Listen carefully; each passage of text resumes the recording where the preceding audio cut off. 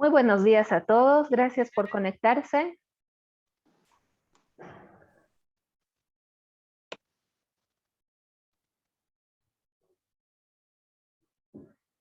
Buen día, licenciada. Bien, vamos a iniciar rápidamente con un repaso general de lo que, del material que han podido leer, el material que he dejado disponible en la plataforma. Previamente recordarles que la cámara tiene que estar activada, por favor, para que su asistencia sea válida. Bien, ahora sí iniciamos, por favor. A ver, el avance creo que tenía bastante material y varios puntos que se pueden desarrollar, cosa que vamos a hacer hoy de manera muy rápida y sobre todo para reforzar lo que es la participación en clase de las personas que están con notas no muy buenas en el anterior ciclo y que necesitan mejorar urgentemente. Bien, iniciamos, por favor. A ver, primera pregunta para Luciana, dame un número. Le vamos a hacer aleatoriamente. Buen día, licenciada. 6. Ok. Número 6. Según mi lista, nos vamos con 1, 2, 3, 4, 5, 6. Carlos Flores. Carlos Flores, por favor. Sí, A ver, Carlos, pequeña y sencilla pregunta. ¿Cuáles eran las autoridades que destacaron en la organización política hebrea a lo largo de toda su historia?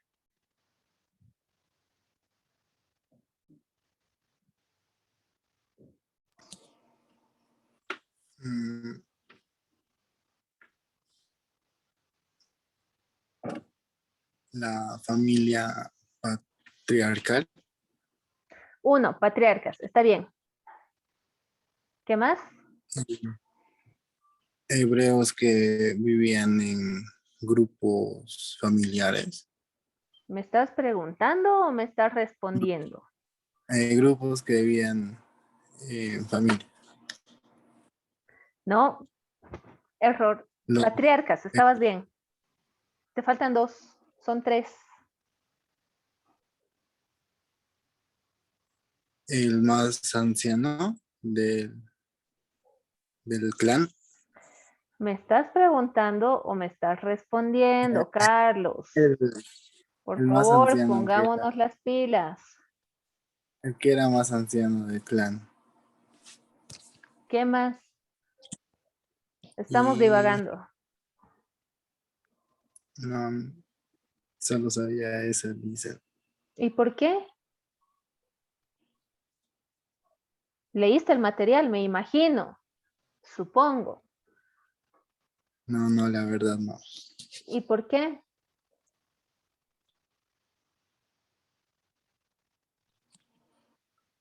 No me olvidé, dice.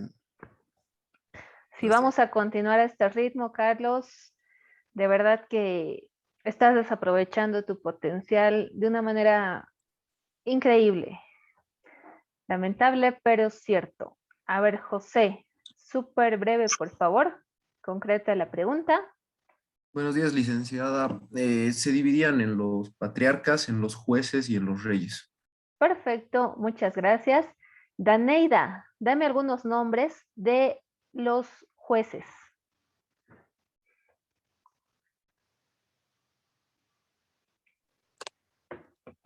De los jueces eran patriarcas, jueces y reyes. Sería creo que era Sansón. Ay, ¿Creo que o estoy segura? ya, estoy segura que era Sansón. Gedén. Es que los nombres son difíciles, dicen Gedeón. Ya, vas bien. ¿Falta uno más? ¿Quién era la Eh, jueza mujer? Débora. Ya, muy bien. Perfecto, sencillito y concreto. A ver, Rodrigo Rúa, háblame de el cisma o la conocida división del pueblo hebreo? A ver. Uy, el cisma. ¿Cómo se lo puedo explicar? Tú Eh, sabes cómo, eres muy bueno sí, explicando, así que no sí, tengo duda que lo vas a hacer bien. la verdad, no llegué hasta esta parte de los pueblos hebreos, siendo sincero. Si no llegaste hasta esa parte es porque no pasaste ni a la segunda hoja. Estaba en el Pero, inicio, si mal no recuerdo. A ver, háblame de lo que sepas entonces, de lo que hayas leído. ah, ¿algo bien específico o solamente de lo que haya entendido? Lo que tú quieras. A ver. Mm, a ver, ¿qué nos podemos decir del pueblo hebreo? Que fue una civilización que se estableció de lo que era, si no me equivoco, 200 años antes de Cristo, que ya hace que ¿200 años? 200 años. Bueno, fue más antes, si no me equivoco. A ver, ¿Cuánto?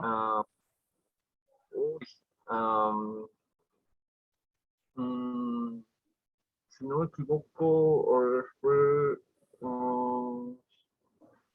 uy,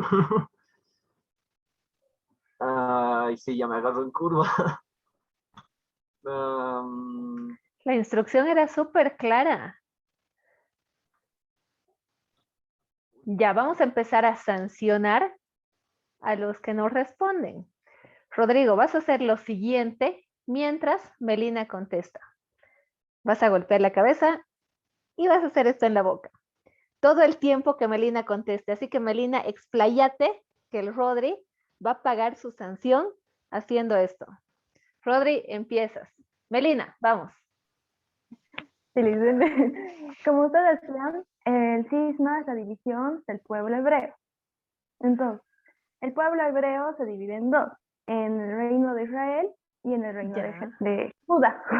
Ya.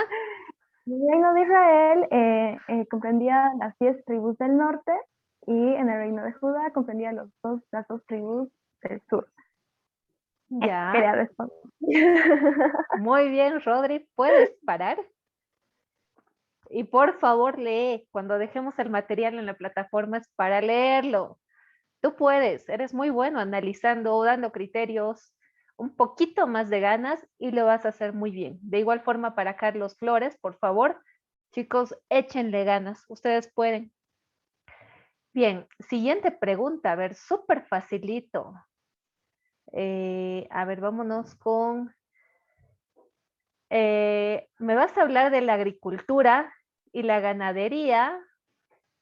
Brisna Sánchez.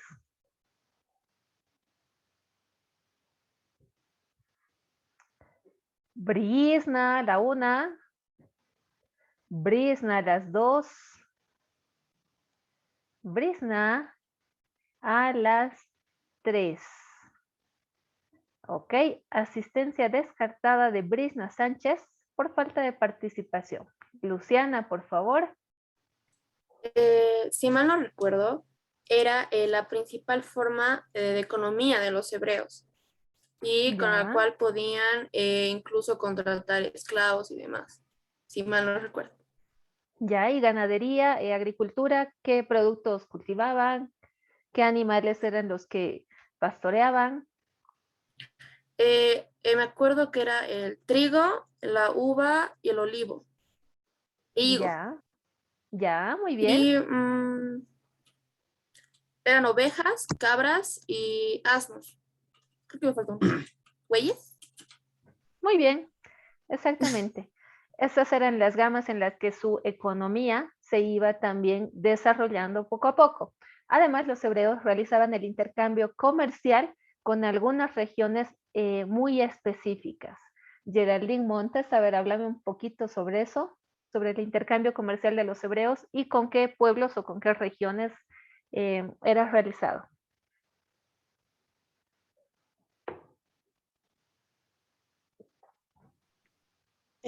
Yo lo poco que me acuerdo, una palabrita fenicios. Ya, con Fenicia, muy bien. ¿Con quiénes más? ¿O qué productos eran los que comercializaban? ¿Había trueque? ¿No había trueque? A ver, contame un poquito más. Por madera, Ah, muy bien. eh, no, creo que eso nomás me acuerdo ahorita. Poquito, pero me acuerdo. Algo es algo. Vamos bien. Nicolás, por favor. Buen día, licenciada. Bueno, por lo que he podido investigar fuera de la lectura, el pueblo hebreo se instala después de ser nómada, casi 1800 años antes de Cristo aproximadamente. Obviamente bajo la cabeza de Abraham, que ha sido el primer patriarca, se establecen justo en medio de la ruta comercial entre lo que se llamaba Mesopotamia y era parte de Egipto. Entonces, justamente por ese sentido es que el pueblo hebreo ha sido mucho tiempo atacado por tener esa ruta comercial.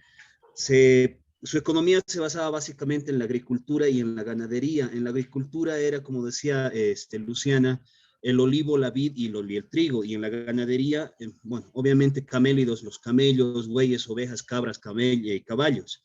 Ya. Se dedicaba un poco al trueque, justamente. No sé exactamente de dónde sacaron, pero sí sabía que tenían marfil y se intercambiaban entre estas dos culturas. Ya posteriormente y tras este problema grande que siempre fue las rutas comerciales, es que se vieron atacados y absorbidos obviamente por la cultura egipcia, y ahí es donde se marca el éxodo más adelante bíblico, ¿no? Muy bien, Nico, muchas gracias. Odette, por favor, ¿qué quieres acotar? Elisa, si mal lo recuerdo, los hebreos intercambiaban, producían aceite, trigo y miel y lo cambiaban por madera a los fenicios. Muy bien. Gracias, Odette. Iván, por favor. Buen día, licenciada. Buenos días a todos. Para acotar, en la religión de los hebreos, ellos eran monoteístas, creían en un solo Dios y tenían una relación estrecha con la Biblia, con el Nuevo Testamento y todo eso. Además de ser una de las civilizaciones que existió en el tercer milenio antes de Cristo, para mí es una curiosidad que existiera más antes de Cristo, ya tenga una relación con la Biblia como tal. Muy bien, Iván. Bastante acertada tu participación, pero sobre todo nos da pie a lo que vamos a ver en la clase de hoy. Muchas gracias. Daneida, por favor.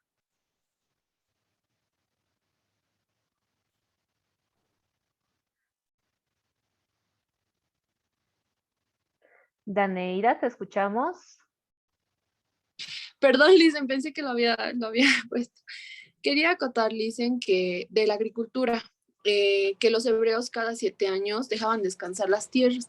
Y a lo que leí, creo que a los pobres les daban para que hagan su cosecha y todo eso. Ya, puede ser bastante cercano el dato también a lo que teníamos en el texto como tal. Y sobre todo, rescatando nuevamente la participación de Iván, los principales aportes del pueblo hebreo, culturalmente hablando, están bastante relacionados con la religión. Si algo los caracteriza y si por algo se los recuerda, es por los aportes que han podido influir aún hoy en nuestros días en temas religiosos. Específicamente con 3 puntos claves.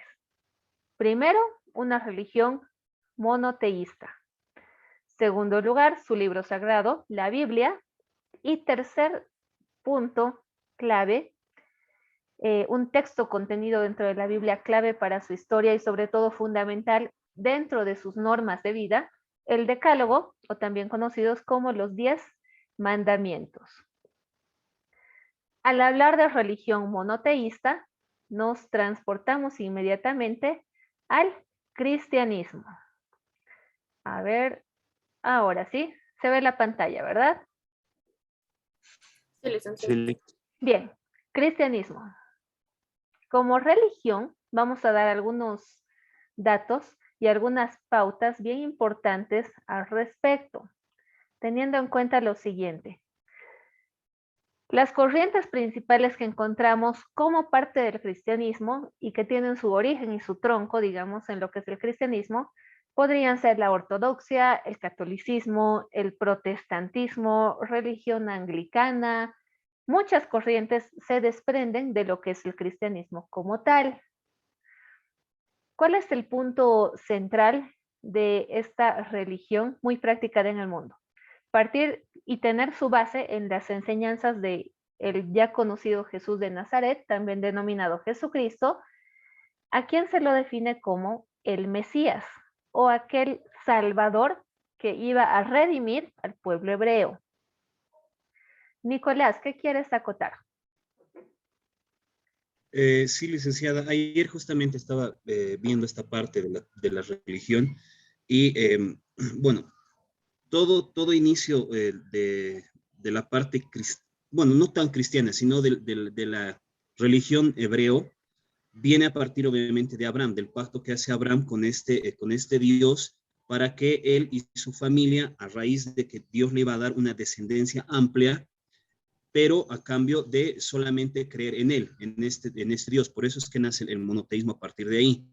Pero es después en su descendencia, a partir de su nieto de Jacob, que Dios, según lo que dice la Biblia, le cambia el nombre por Israel y de ahí se denomina toda su descendencia en función de los israelitas.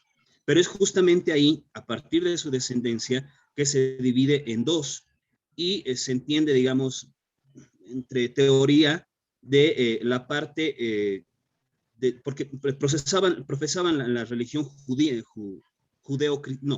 la judía.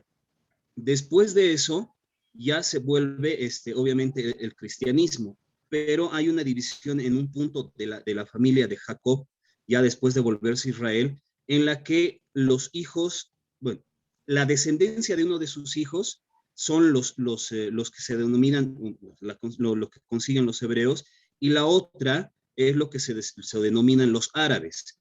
No recuerdo muy bien los nombres de ambos, pero ahí es donde hay esa división y donde justamente es donde empieza este problema religioso político, si quieren, entre la cultura musulmana y la cultura hebrea por la apropiación de la tierra prometida, que en este caso sería Israel. Entonces, por la parte de esto, de uno de sus hijos, es que nace todo lo que usted está mencionando de la religión judeocristiana, por así llamarlo, y lo que es la base de la religión católico-cristiana hoy en día. Efectivamente, Nico, es la base de lo que hoy tenemos tal vez como religión católica y también la esencia del cristianismo puede encontrarse y encuentra su origen en lo que es un evento clave dentro de la historia del pueblo hebreo, que es el Éxodo. Este punto del Éxodo ya está disponible en la plataforma en un podcast.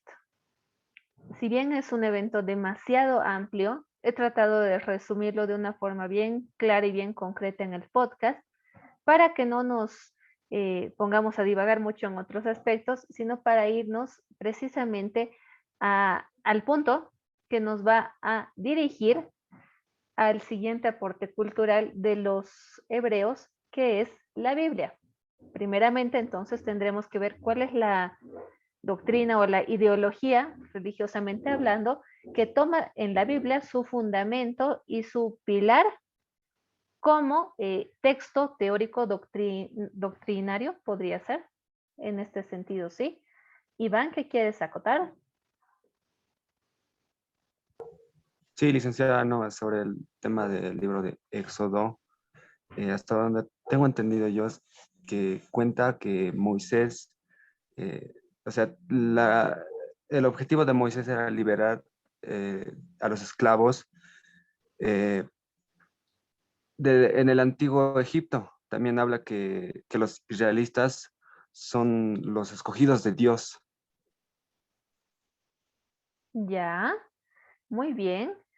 ¿Algo más para acotar voluntariamente? A ver, José Carlos, por favor. Así dicen acerca del libro del Éxodo, ¿no?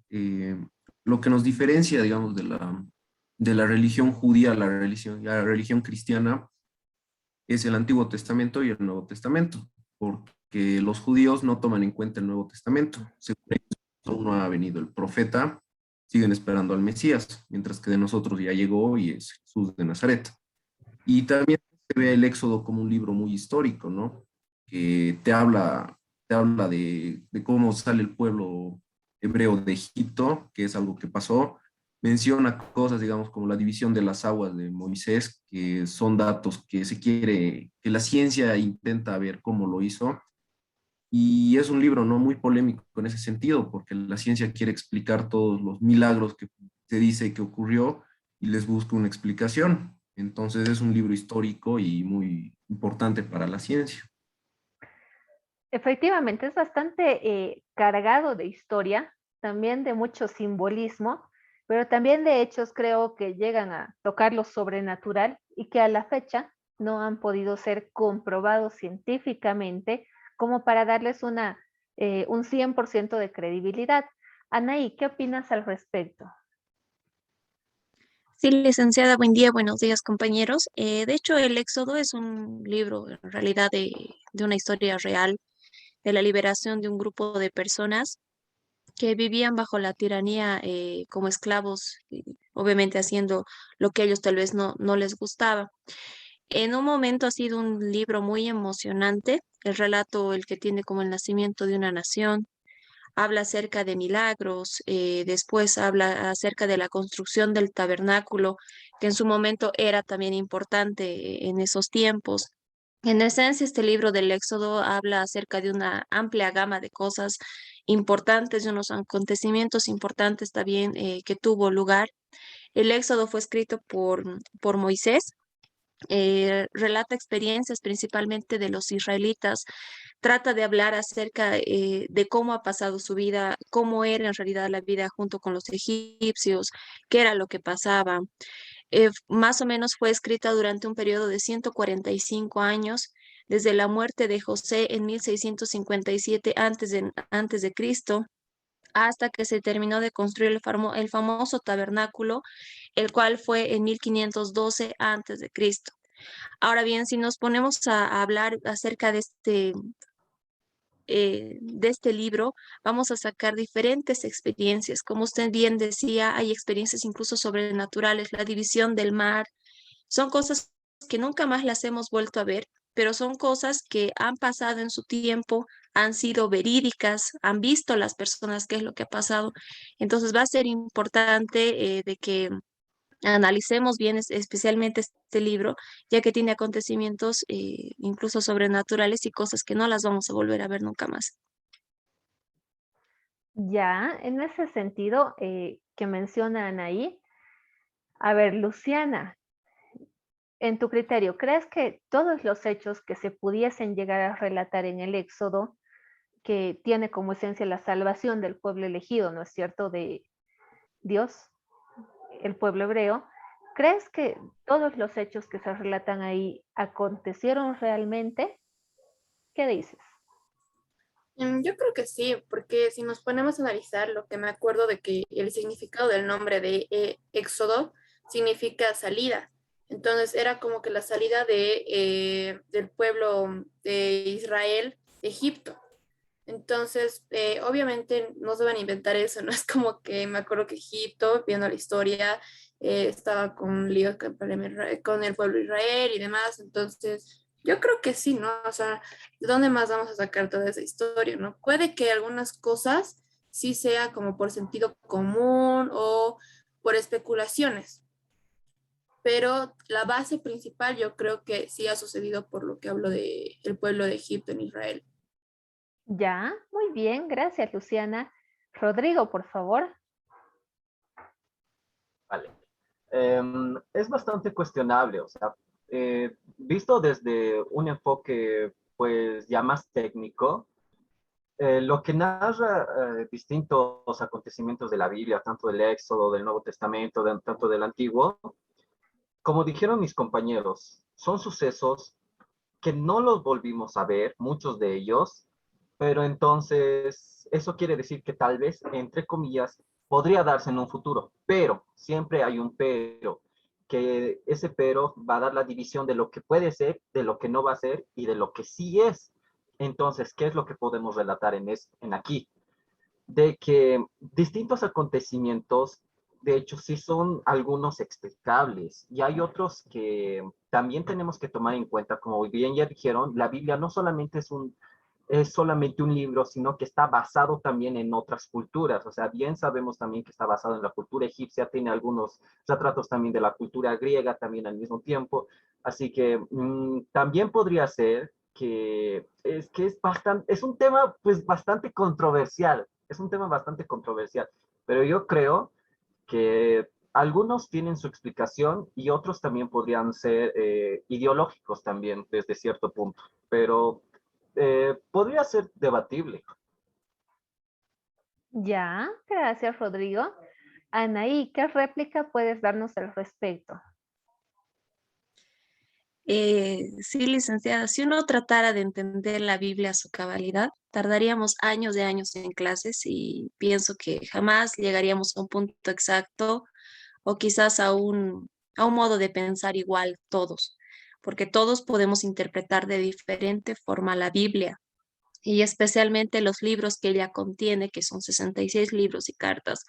Es complicado de entender porque bueno, sabemos que hay diferentes Biblias, existe la Reina Valera, existe la traducción del Nuevo Mundo, existe diferentes Biblias con diferentes formas de tratar un mismo texto, y es que muchas veces ahí es donde uno se complica y uno piensa que no es lo mismo que ha pasado antes con lo que podemos encontrar en la Biblia. Pero lo que puedo rescatar y algo que puedo decir es que si bien ha ocurrido este tipo de milagros antes, va a ser muy complicado el hecho de que pueda volver a ocurrir un milagro como este, ahora, ¿no? En nuestros tiempos o quizás más adelante. Y quizás muchos me van a preguntar el por qué no puedo creer yo en que pueda ocurrir un milagro. Porque las personas ya no tienen el poder que tenían antes o la comunicación que este pueblo, por ejemplo, tenía directo con Dios. Eso es lo que ellos creían. Es a raíz de eso incluso que la Biblia se llega a escribir. ¿No? Porque hemos visto que en tablas primero se empieza a escribir el nombre de Dios, luego en tablas se presenta lo que era la Biblia y generalmente las personas, igual que en nuestros tiempos, ha habido personas de que no creían de que totalmente era escrito por Dios. ¿No? Entonces, son cosas que vamos a ir analizando a través quizás de la clase o con más lecturas, pero es importante analizar y entender de que hay varios puntos de vista con respecto a la Biblia. Como le decía, unos pueden entender e interpretar de una forma un texto y otros de otra forma, pero si nos ponemos a pensar las dos formas, de alguna forma siempre van a llegar a lo mismo. Entonces, no sé, prácticamente sería eso, licenciado. Muy bien, Anaí, y tienes mucha razón al mencionar que el enfoque es quizás lo que hace variar el criterio o la creencia final que uno llega a tener, tanto creencia ideológica como el respaldo científico tal vez que avala nuestra propia creencia. Eh, tenemos, y una característica clave de la religión es esa, ¿no? El tener la fe de creer en algo sin verlo, de ser capaz de confiar, de depender de algo, de alguien, tener esta idea de un ser supremo que va más allá de lo entendible, de lo tangible, de lo material. Y esto es igual ahora como hace miles de años atrás, durante el tiempo del Éxodo. Hay, sí, evidencia científica que demuestra que pudo haber esta travesía, digámoslo así, del pueblo hebreo por el desierto. También existe evidencia y existen muchos respaldos materiales de lo que pudo haber sido en aquel entonces las 10 plagas de Egipto.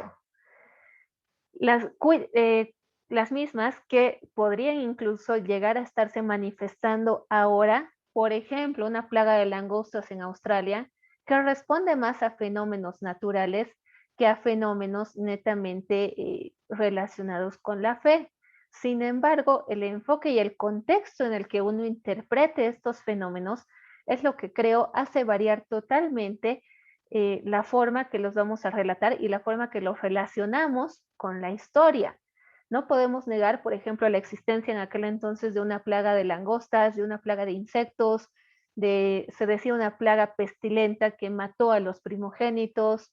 Quién sabe, tal vez pudo ser una forma muy primitiva se me ocurre una gripe muy fuerte en niños, una meningitis, era un brote que respondía más a razones médicas, pero que coincidentemente se presentaba como un hecho que podía ser asimilado como parte de la furia de Dios o como parte del castigo que tenía que superar y que tenía que soportar ese pueblo para posteriormente ser el elegido de Dios.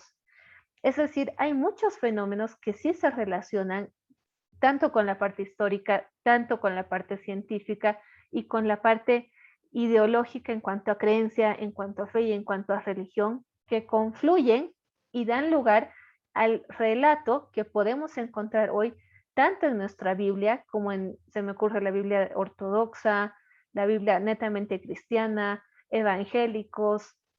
Hay muchos enfoques y en religión esto siempre va a ser así y es una característica también de la diversidad de religiones que han ido surgiendo a lo largo de los años.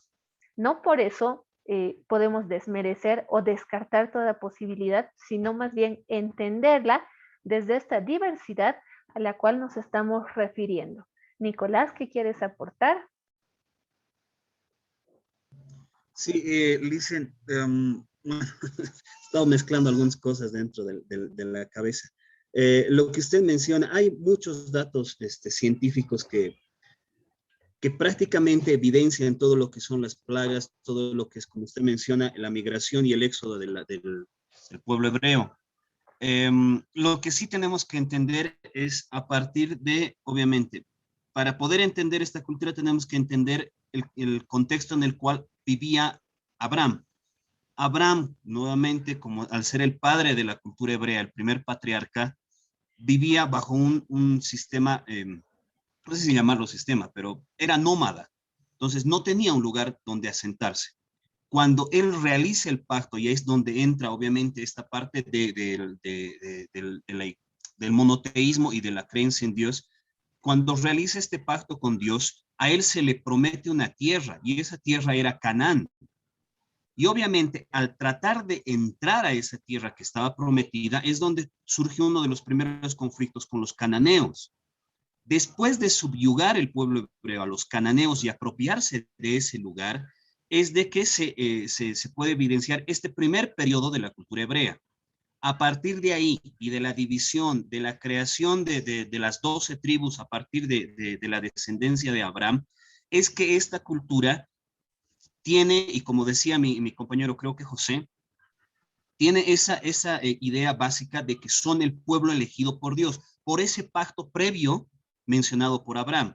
Entonces, a partir de ahí es donde esta cultura empieza a volverse nómada nuevamente, buscando este lugar prometido.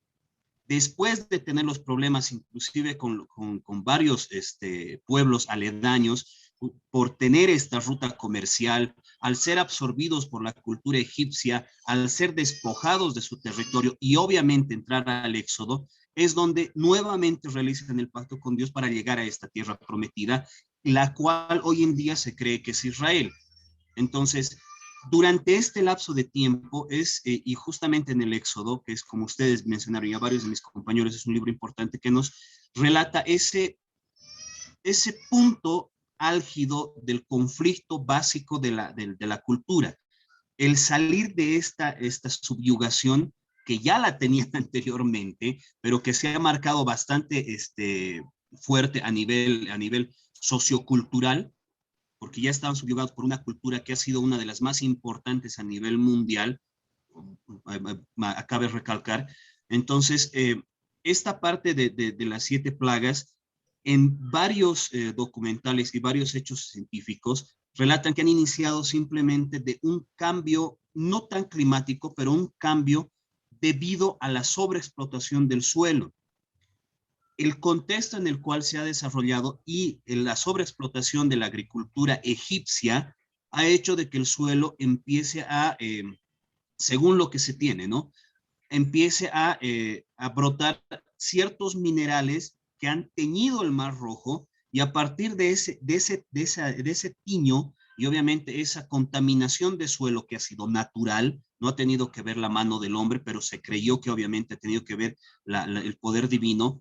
A partir de ahí ha salido la migración de los de reptiles del lago, escapando de esta salinización o esta mineralización.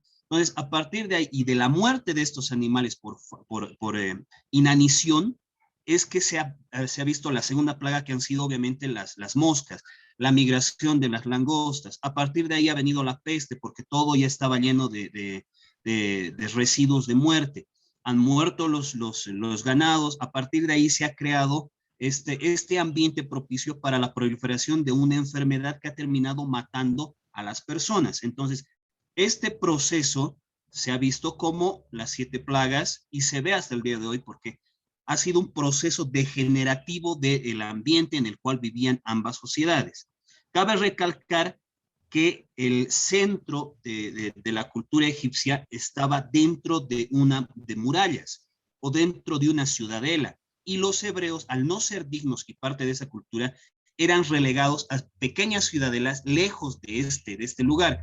Entonces, como los egipcios estaban a las orillas del Nilo y donde se ha proliferado todo esto, se ha llegado a constatar de que son ellos los primeros afectados y posiblemente después en consecuencia los hebreos, pero al estar alejados ya lo han relacionado con este poder divino y ahí es donde se empieza con el inicio del éxodo. Ahora, este proceso de migración, y muchas veces si uno puede ver las rutas que ha tenido que seguir el pueblo hebreo, en un principio han ido a orillas del lago, del río Nilo. Al no encontrar la tierra, han migrado hacia el centro del desierto. Ahí es donde están todos los años que menciona la Biblia, en los cuales este pueblo ha tenido que morir de hambre, no han encontrado agua, no han encontrado un montón de cosas, y al final han llegado justamente al Mar Rojo a hacer la división y a cruzar al otro extremo donde realmente ya se encontraba la tierra prometida después de, si no me equivoco, son 30 años de caminar. Entonces, a partir de ahí ya se instala esta cultura bajo un nuevo pacto que realiza Moisés y de donde nacen los 10 mandamientos. Es a partir de ahí que se inicia esta